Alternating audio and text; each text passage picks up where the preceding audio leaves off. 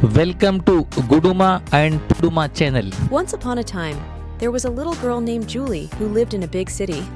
Julie loved to play outside, but one day she noticed that the air was dirty and it was hard to breathe.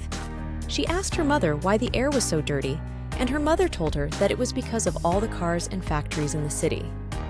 Julie was sad to hear this, and she decided to do something about it.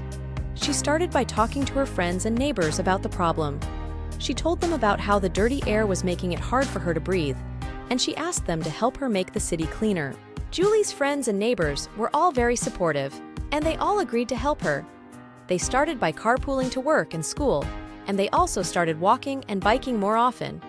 They also started planting trees and flowers around the city to help clean the air. Julie and her friends worked very hard, and soon, the air in the city started to get cleaner.